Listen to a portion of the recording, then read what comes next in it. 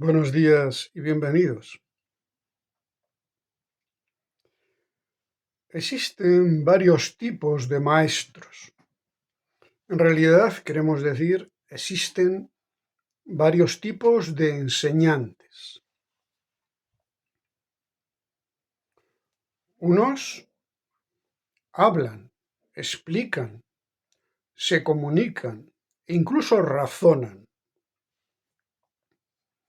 Otros no hablan, no dan argumentaciones, ni se explican a sí mismos. Hay algunos también que en vez de dar respuesta a nuestras preguntas, nos inducen más cuestiones, nos introducen en un estado de cuestionamiento, pero verbal, un cuestionamiento que se puede ejecutar con palabras. Y por último, hay enseñantes que nos ofrecen, quizás porque sea lo único que pueden ofrecer, un silencio, un estado de suprema interrogación. Un ejemplo muy reciente en el tiempo y bien conocido por todos aquellos que más o menos nos interesamos en la búsqueda sería Ramana Maharshi.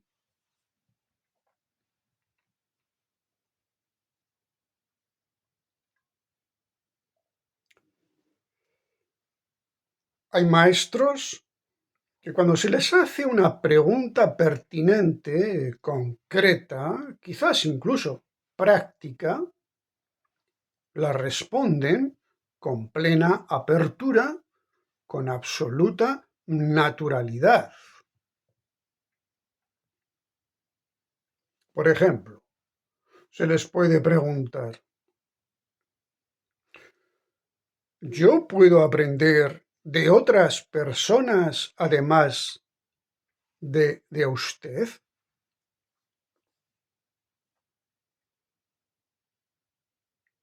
Otra pregunta posible. ¿Yo podría alcanzar la misma o equivalente situación mental que usted?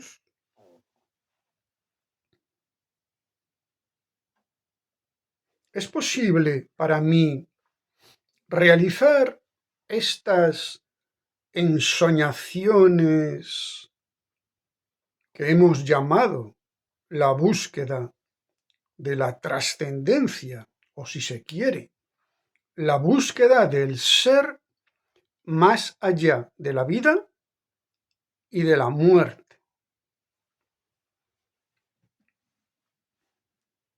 Y a veces estas son preguntas absolutamente pertinentes y exigen una respuesta también adecuada y pertinente por parte del maestro o del enseñante.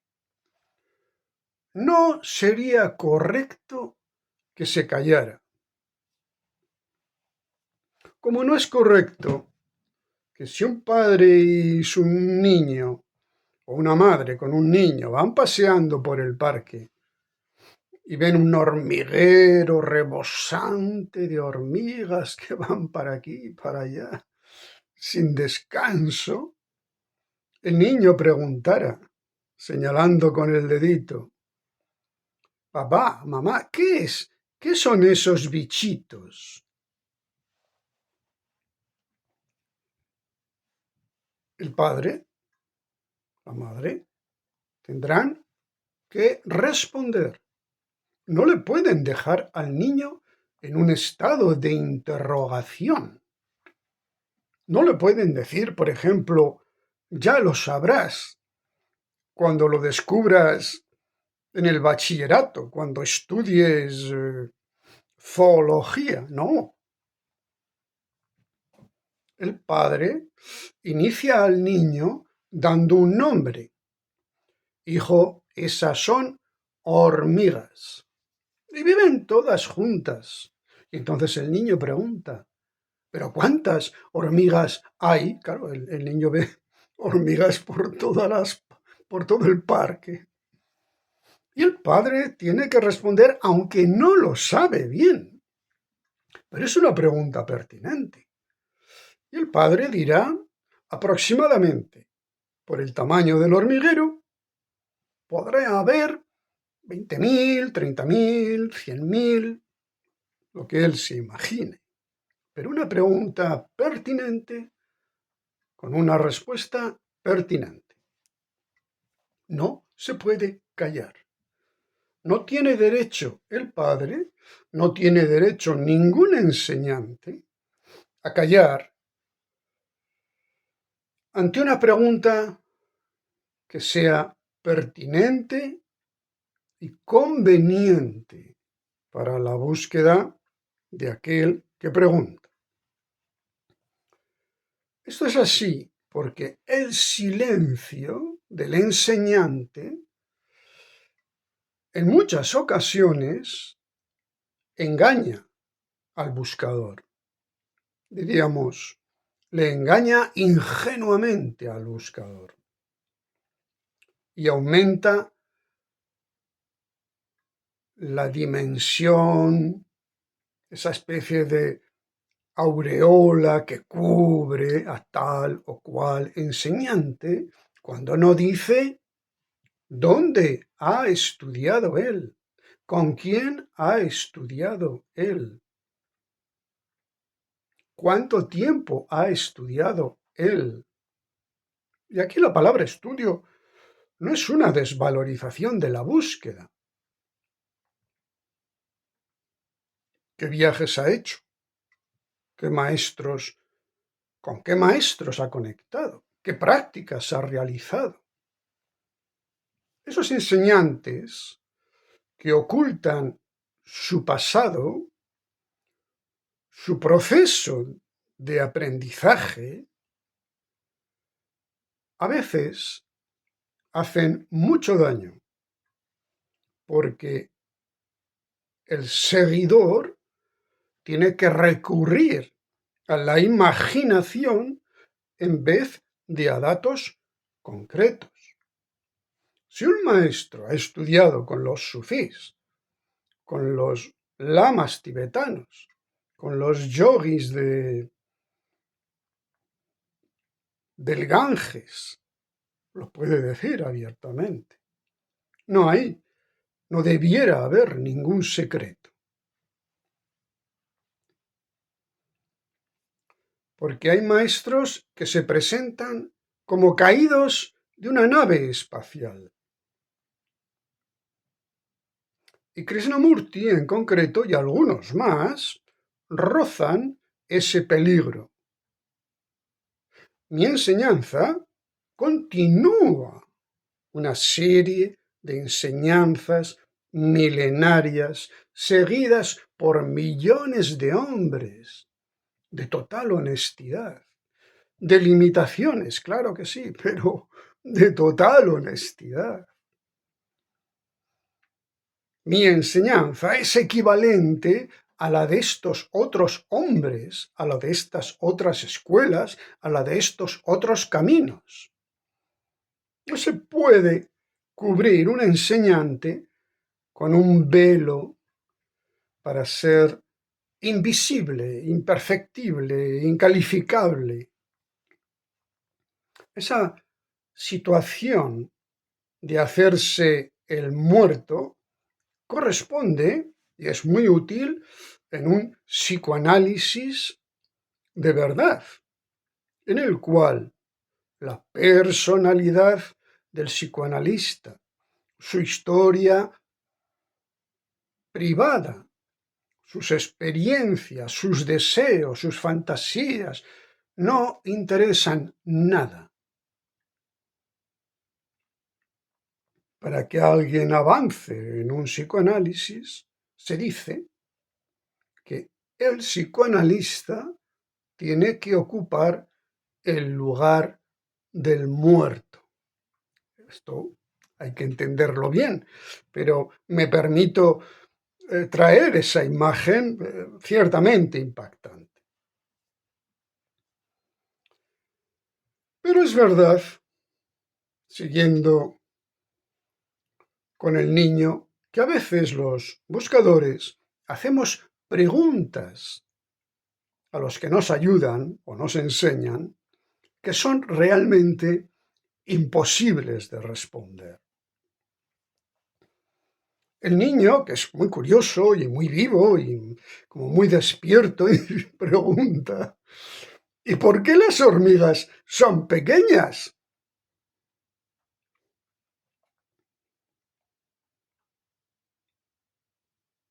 Los perros son más grandes. Y el pobre padre o madre no sabe qué decir, pero con plena sinceridad no sabe qué decir. Ciertamente, los padres tienen una ligera idea que algún gran catedrático de zoología o de cosmología o de biología podrían dar algunos elementos para explicar cómo ha sido la evolución de las especies, de forma tal que los perros se han desarrollado así y las hormigas se han desarrollado así. ¿De acuerdo? Pero no lo puede explicar. Probablemente nadie en el mundo lo sepa a ciencia cierta. Mucho menos va a ser capaz el padre de dar una idea correcta a ese niño de por qué las hormiguitas son pequeñas. De forma tal que quizás evitará la respuesta con cierta amabilidad y con cierta habilidad.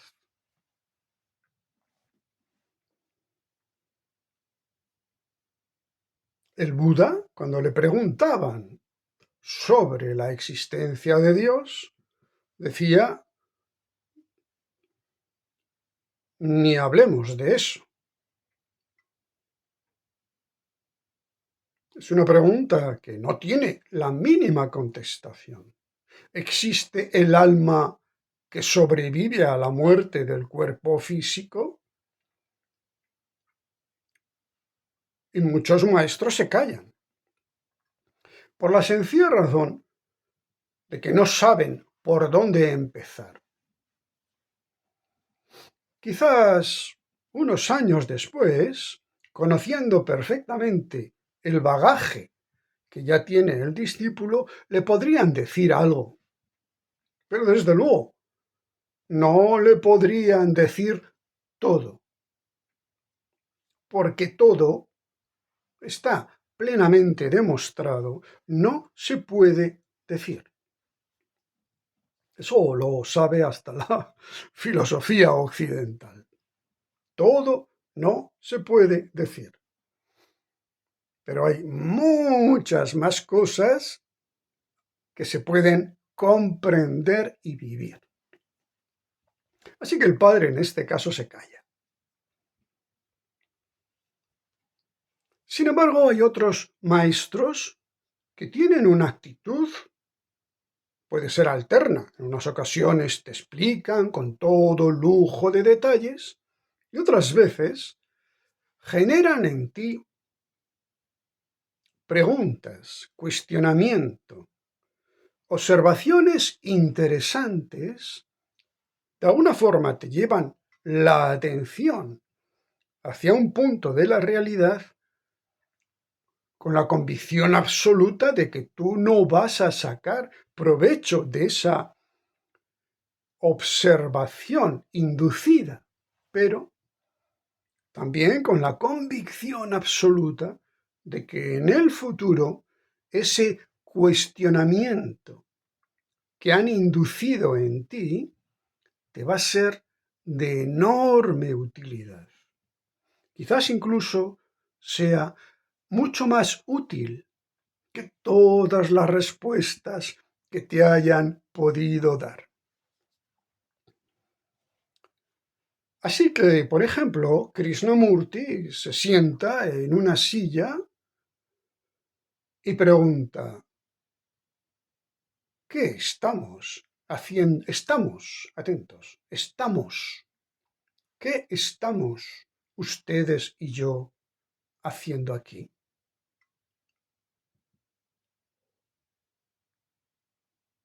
Por supuesto, el pobre oyente imagina que él sí sabe lo que está haciendo, pero que, quiero decir, el conferenciante sabe lo que está haciendo, pero el oyente no.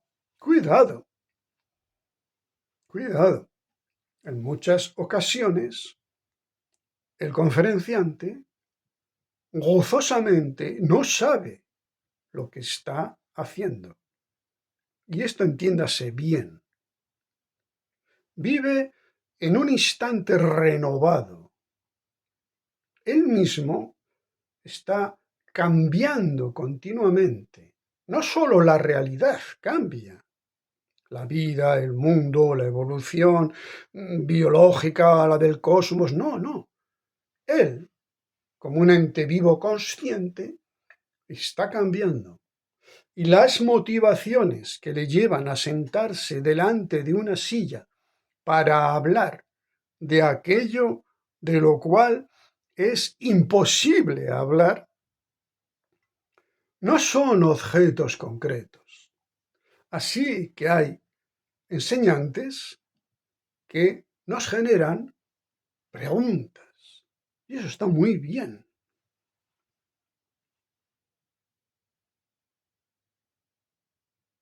El padre puede acercarse al niño y decirle: mira, Pepito, ¿ves cómo van todas las hormiguitas en fila? ¿Te has dado cuenta? Van todas en fila, mira, se cruzan, una va a la derecha, otra va a la izquierda. ¿Y te has fijado que cuando se cruzan parece que se dan un abrazo? ¿Eh? Parece que se dan un abrazo. ¡Qué curioso! ¡Qué interesante! ¿Qué será? ¿Por qué será esto? El niño, por supuesto, no tiene la más mínima aproximación intelectual a lo que sería la teoría de la comunicación, la teoría de la sociabilidad, los modelos de comunicación sensoriales. No tiene la más mínima idea. Sin embargo, se queda con el detalle y le mira al padre y dice: sí, es verdad. El padre, por supuesto, se calla. Su función ya se ha realizado correctamente, porque ha conseguido. Es un niño muy atento, hay que reconocer, otro estaría mirando donde hay un tío vivo. Pero este niño es sagaz, es curioso, quiere conocer las cosas que a los demás niños no les interesa conocer. Y ha preguntado cosas y además se ha dejado dirigir la atención hacia un fenómeno que, en general, para un niño pasa desapercibido. Bueno, para un niño y para un adulto pasa desapercibido. Hoy en día hay que tener una enorme serenidad mental para observar unas simples hormigas cómo se mueven. Y probablemente haya muchos adultos que no lo hemos hecho nunca, con las interrogaciones que eso conlleva. Una sociedad perfectamente organizada, mucho mejor que la sociedad humana, pero una sociedad absolutamente cerrada, limitada y repetitiva, donde no hay, al menos que se pueda percibir, evolución.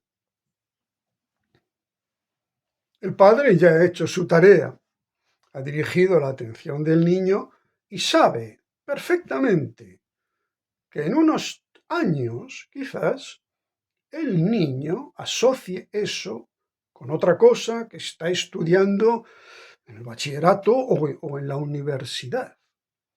Y entonces pueda empezar a confirmar que ese hecho es importantísimo y que además él puede empezar a conocerlo en mayor profundidad. Pero podemos seguir con el símil. Y ese padre que está observando con su hijo el hormiguero, en un momento determinado, siente el misterio de todo, la grandeza desbordante de todo, la incomprensibilidad racional de todo, el misterio, la magia. Y entonces, por unos momentos se queda como callado. Ha sido tocado por una impresión muy viva, un hormiguero, un hormiguero. La impresión del hormiguero le hace callar, le enmudece por unos instantes. Y el niño percibe en su padre un silencio, una quietud, una vibración diferente de todo lo anterior, de forma que le mira a su padre diciendo, no lo dice, pero vamos a leer su pensamiento. ¿Qué le pasa a mi padre? ¿Por qué no habla? ¿Por qué está tan serio? ¿Por qué parece estar ausente de mí? Y ciertamente, el padre ha sido tocado por una nueva impresión de la vida y está embargado con una nueva y muy sutil emoción que el niño ha podido percibir. Y quizás dentro de 10, 20 o 40 años, esa impresión de su padre en silencio sea la huella más poderosa, el recuerdo más vivo que pueda tener de aquel día en el parque con su padre. Una auténtica interrogación que quizás ese niño ya adulto descubra la significación que puede tener. Evidentemente el niño tendrá momentos de esos, sin duda, bastantes o muchos a lo largo de su vida. Pero el padre se siente, digamos, un poco culpable por haberse dejado embargar por esa impresión potente y se da cuenta que se ha separado del niño psíquicamente por un segundo, por 10, por 20, de forma tal que vuelve hacia su hijo y lleno de una emoción y una cognición nueva, le abraza con más intensidad de lo que le podía abrazar hace unos minutos, porque sabe que ese niño se va a enfrentar a una vida, a un mundo, a un cosmos realmente desbordante en todas las dimensiones, para el niño, para el padre, para los maestros, para los enseñantes y para todo ser humano. De forma que una llamarada de cariño, de amor, renace en él y vuelve a mirar a su hijo y quizás le dé un abrazo muy especial. No esos abrazos que le da todos los días, 20 o 30, no. Este es un abrazo desde una situación de su autoconsciencia muy especial. El niño también puede sentir, quizás, ¿y ahora por qué mi padre me abraza así? El niño se quedará con esa impresión y quizás, probablemente en el futuro, él mismo hará exactamente lo mismo con alguna otra persona, la que sea.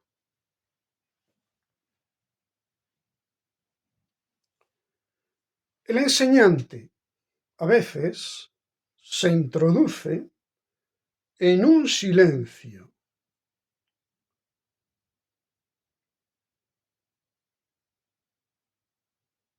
en una interrogación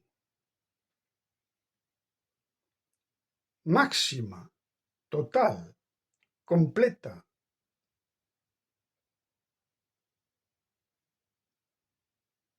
una interrogación suprema.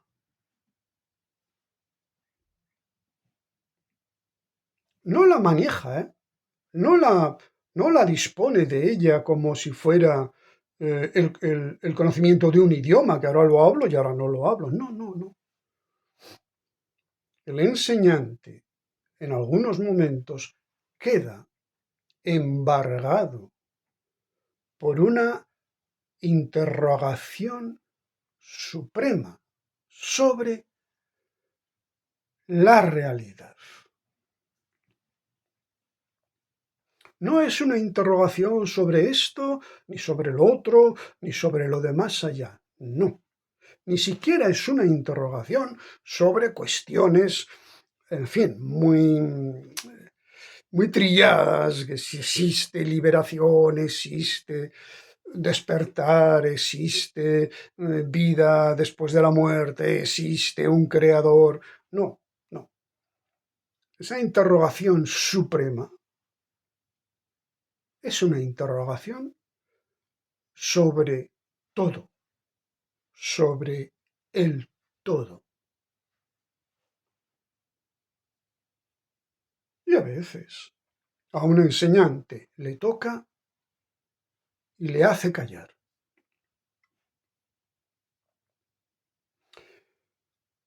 Pero su silencio es tan poderoso, tan orgánico, tan vibratorio, que aquellos que están cerca de él pueden sentir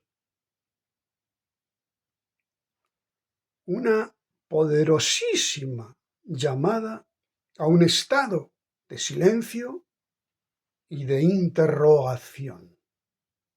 Pero no una interrogación como preguntas sin respuesta, sino la interrogación ante el gran misterio de la vida, del acto de estar vivos en su totalidad. En ese silencio, el enseñante o el discípulo o quien sea, cualquier persona, buscadores y no buscadores, si saben encontrarse con ese silencio, se quedan en inmovilidad absoluta, esperando la siguiente instantánea impresión que saben que va a llegar.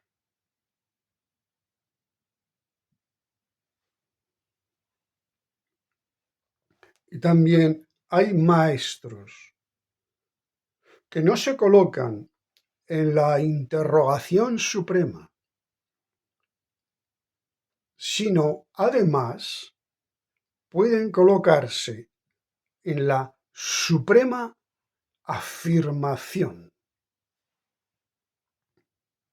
Esto pretende equivaler cuando el padre, lleno de amor por su hijo, por la circunstancia existencial en la que está esa pequeña conciencia en ese pequeño niño, siente una llamarada de amor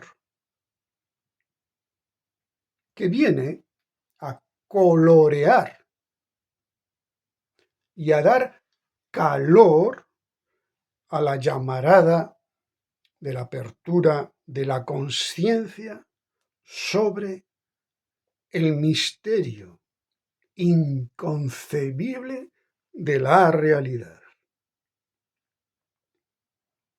Así que algunos maestros son, digamos, expertos en inducir una suprema interrogación, en llamarla para que venga, y otros también son expertos en inducir una presencia amorosa, global y total, donde ya no hay cuestionamiento. No hay nada que preguntar. Cuando hay amor, no hay nada que preguntar, no hay nada que saber. Esto, perdón, pero lo tengo que decir. Yo comprendo que en estos tiempos hablar de amor a mí mismo me produce vergüenza, pero a veces es imprescindible. Cuando hay una vibración, la que sea, no sé cómo corresponderá en el campo de la física, cuando hay amor, no hay ninguna pregunta, ningún cuestionamiento, ninguna interrogación. Existe la afirmación más plena del ser. Y entonces, el que enseña transmite ese estado de totalidad del ser en él. El ser, no sabemos cómo, se manifiesta como totalidad en esta pequeña hormiga que es el hombre. No sabemos cómo. Luego podemos hacer teorías esotéricas, que si los modelos, microscópico, macroscópico, lo que está arriba es igual a lo de abajo, pero eso tiene muy poco interés. Lo que nos interesa comprender es que este misterio, que es el misterio del Darshan, el misterio del Darshan es el misterio de la presencia de un verdadero maestro, no de aquel que hace de instructor, no de aquel que con toda su compasión hace de guía, sino verdaderamente cuando un ser humano se manifiesta, permite que se manifieste en él la máxima realidad posible. Y el niño, el discípulo, lo capta igual que había captado el silencio completo, el silencio que acompaña al misterio del vivir y al misterio del ser.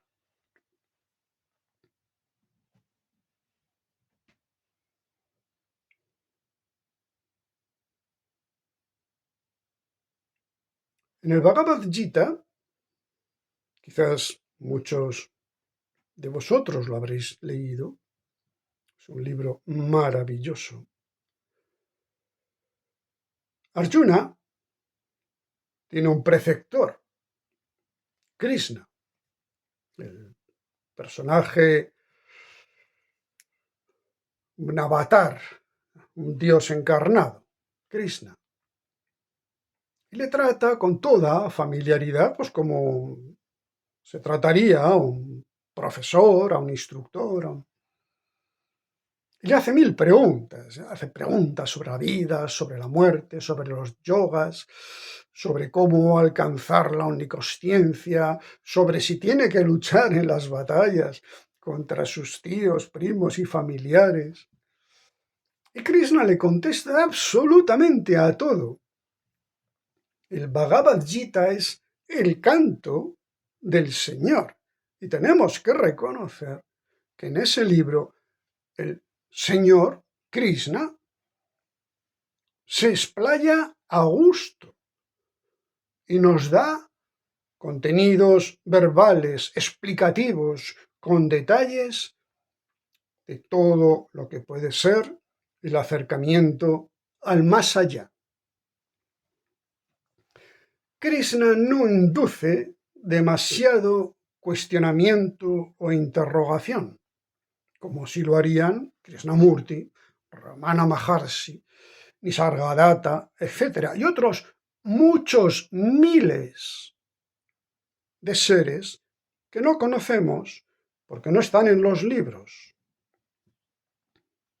Pero un día Arjuna le pide a su compañero, amigo, preceptor, que le muestre la verdadera naturaleza del hombre, que le muestre su verdadera naturaleza, porque él, Arjuna, la quiere conocer. Entonces, Krishna le dice, ¿estás seguro? Y Arjuna, por supuesto, como diríamos cualquiera de nosotros, por supuesto que sí. Yo quiero ver la última realidad. Y dado que tú dices que me la podrías mostrar, por favor, adelante. Y Krishna se transfigura en energía pura, consciente. En el libro está descrito como un universo entero en ebullición de vida y de consciencia, y lleno, plenamente lleno de una luz 1.000.000 de veces más brillante que el sol. De forma que el pobre Arjuna tiene que decir, por favor, no puedo más, no puedo más. No estoy preparado para recibir esa impresión cósmica completa de lo que puede ser la realidad. Así que, por favor, vuelve a tu estado normal. Hazte mi amigo, mi preceptor, mi compañero de armas,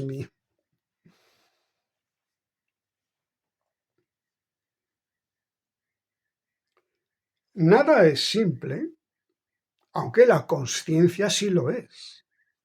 Nuestra vida no es simple, porque nuestra mente no es simple. Por eso a veces hay que explicar, responder. Por eso a veces hay que callarse para ser sincero y decir esto no lo sé yo. Y me acuerdo de Gurdjieff cuando le preguntaban, Señor, ¿usted qué opina de que Jesucristo en el monte? Y Gurdjieff inmediatamente cortaba. Yo no estuve allí. ¿Qué me pregunta? Por favor, yo no estaba allí. O sea, déjeme en paz.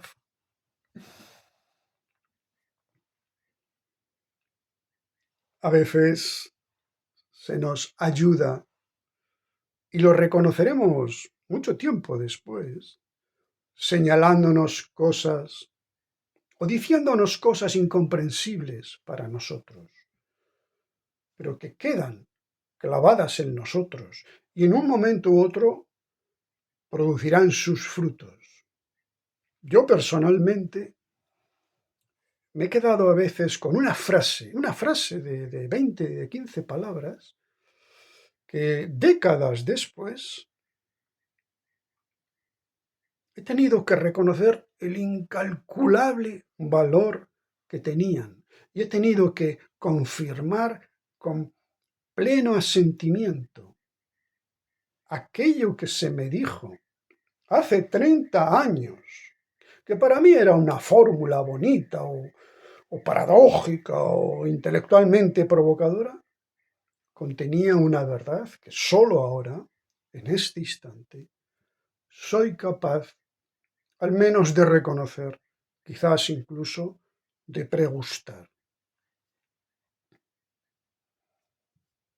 Así que agradecemos las respuestas, agradecemos los silencios, agradecemos a aquellos que nos hacen cuestionar y también agradecemos a los que nos preparan para el silencio y, ¿por qué no?, aquellos que nos van preparando para la plena afirmación del ser.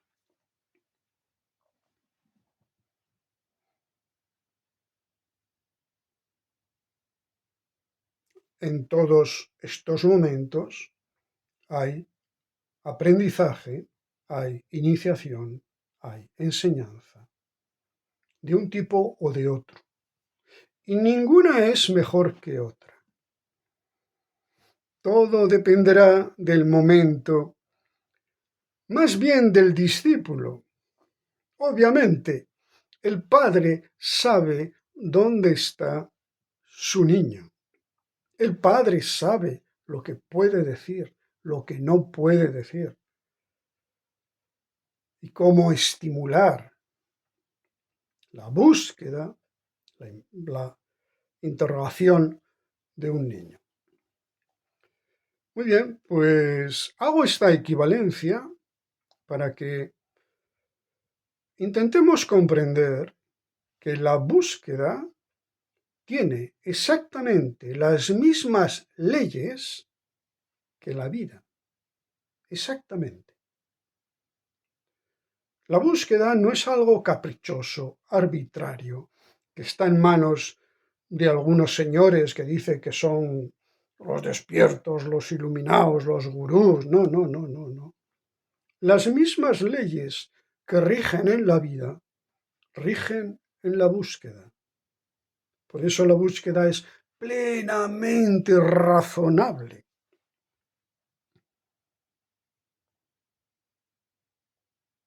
Y el dogmatismo, el fanatismo, la idealización, tienen que abandonar a la búsqueda, porque por desgracia en nuestros tiempos se llena la búsqueda de fantasía e imaginación bastante egocéntrica y normalmente muy infantil.